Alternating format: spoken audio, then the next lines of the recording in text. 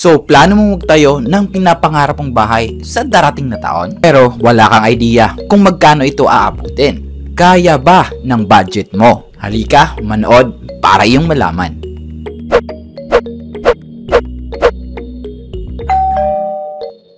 Hi! At kung bago ka pa lang dito at naghahanap ka ng mga videos patungkol sa pagdidesign at pagko-construct ng bahay, well, ang channel na to ay perfect for you. May mga helpful tips at information dito ay ng design at style ng bahay, iba't ibang materyales, mapakusina man, sala, kwarto o anumang parte ng ating bahay, interior man or exterior. Mahanap mo sila dito. Kaya mag-subscribe na dito sa ating channel at i-click ang notification bell para updated ka sa ating mga bagong videos. So again, magkano ba ang magpagawa ng bahay sa darating na taon? Well, una, kailangan mo munang alamin kung anong klaseng bahay ang gusto mong ipatayo. Well, kung ibabase natin sa laki at materyales na gagamitin, meron tayong commonly 4 types of construction. At dito natin ibabase ang magiging gastos sa pagtatayo nito. So ito yung construction types na pwede mong pagpilian. Una, ang indigenous type. 2, ang low-cost type.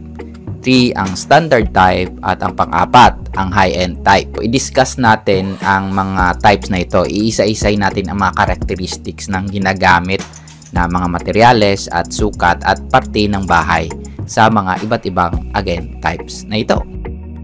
So, unahin natin ang pinakamura, ang indigenous type of construction. Ang type na construction ito ay nagre-range from 10,000 to 13,000 per square meter floor area. Hindi ito ganun kaliit na budget since hindi naman barong-barong ang itatayo natin. Kahit kasi nasabihin nating indigenous ang gagamitin nating mga materyales, kailangan pa rin nating maayos itong itayo.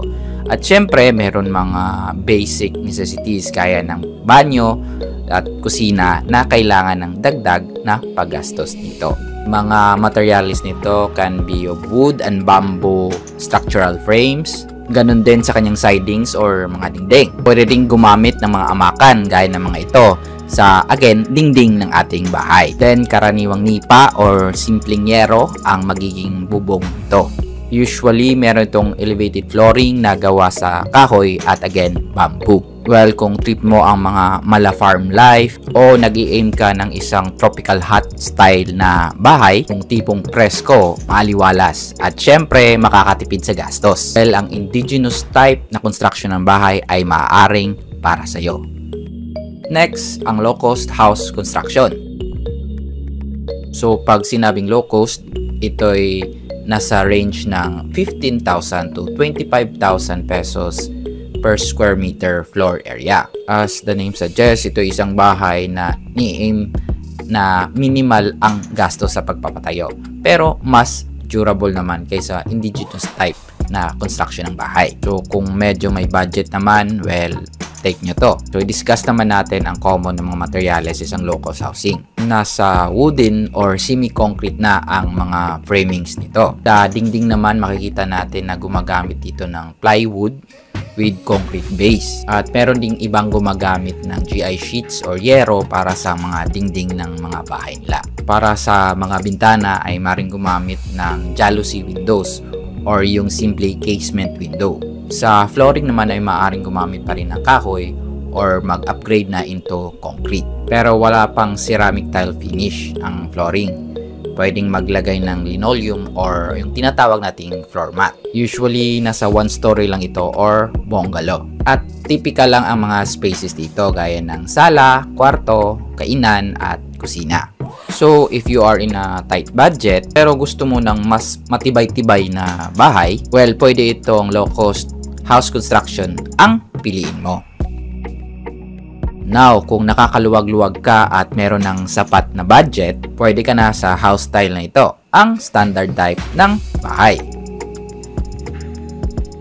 So, ang construction nito ay between 25,000 to 40,000 per square meter floor area. Now, dahil mas may budget na, hindi mo lang ma-afford yung durable materials, kundi yung mga magagandang finishing na rin.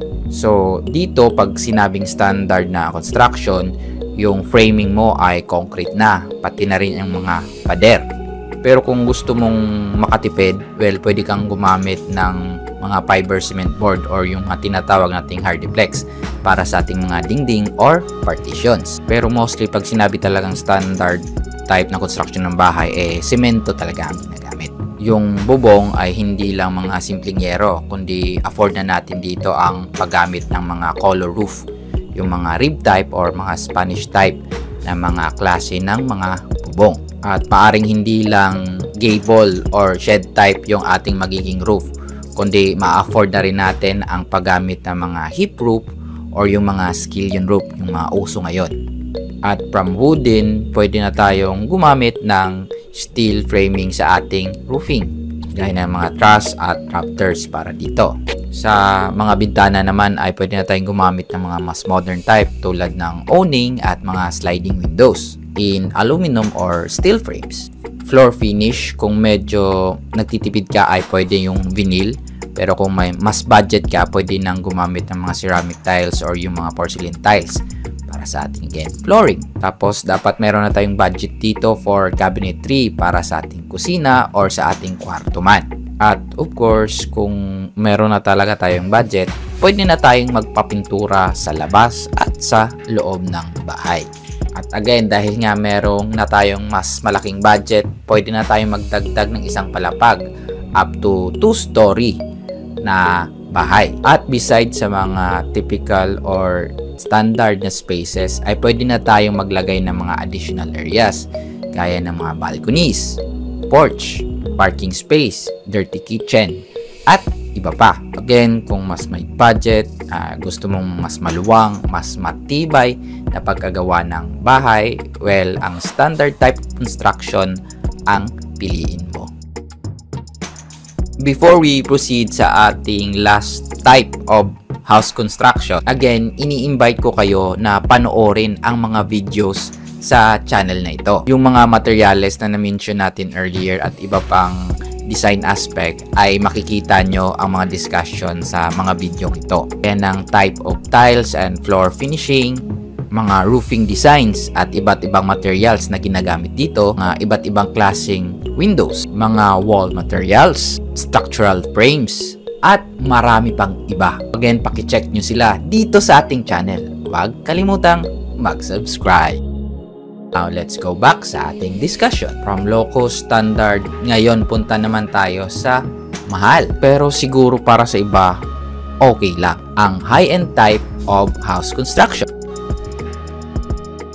Kung masasabing high-end ang construction ng bahay, kung ito'y around 45,000 to 70,000 pesos per square meter floor area. Well, for framing, concrete pa rin to. Pero pwede nang gumamit ng mga steel major framings gaya sa beams at sa mga columns. And of course, aside sa mga structural materials, ay masasabi nating mahal na rin ang mga finishing materials like the following. Sa flooring, instead na paggamit ng ceramic tiles ay gumagamit na dito ng ang mga laminated wood panels. Pwede rin gumamit ng mga stone plastic composite tiles, ang mga SPC panels. Hindi naman kaya yung mga resin flooring, yung mga homogeneous floor tiles na napaka-eleganting tignan. Sa roofing naman, instead of a regular GI color roofing, ay pwede nang gumamit ng mga western or classical materials. Yan ang paggamit ng mga shingles or yung mga ceramic roof tiles. Kung gusto naman ng mas tropical looking yung bubong, ay pwedeng gumamit ng mga Banawi roofing gaya ng mga ito. At sa bahay na ito ay maaring gumamit ng mga WPC panels or mga wood plastic composites. Kaya sa mga door and window frames, mga wall panels, mga decking, at iba pa. Pwede namang gumamit ng mga totoong kahoy, pero usually ginagamit na dito yung mga hardwood.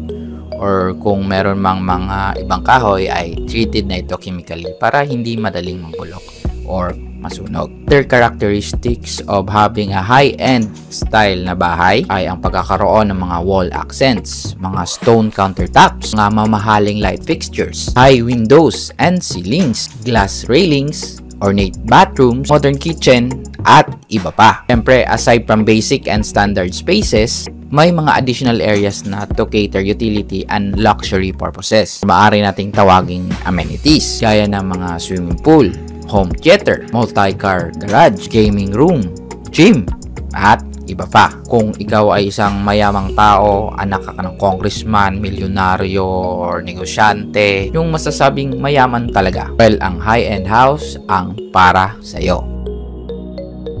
So, yun ang mga presyo ng indigenous, low cost, standard, at high-end na bahay. Hope naliwanagan kayo sa topic na ito. But remember, these are all just estimates. Hindi talaga ito ang exact cost. Magdidepende pa rin ito sa ilang factors, gaya ng location ng site, available na manpower, at mga available na materials na malapit sa pagtatayuan ng bahay. Siyempre, maaari itong tumaas due to market inflation. Tatandaan natin na mas maganda talaga kung mayroon tayong mga planong pagbabasehan para ma-estimate natin ng mas maganda ang itatayo nating bahay. Kaya kung may mga plano, mas madaling i-compute ang mga materyales na gagamitin dito. Siyempre, para sa mga planong iyon, mga floor plans at iba pang mga specs, kailangan mong kumuha ng mga professional para gumawa nito. At siyempre, kami ang mga architects ang makakatulong sa iyo para ma-achieve ang bahay na hindi lang maganda, kundi maayos ang pagkaplano. At siyempre, pasok sa budget mo.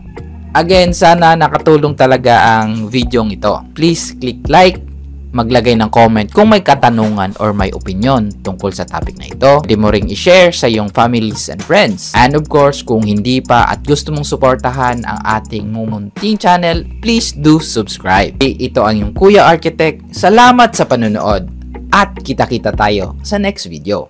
Bye!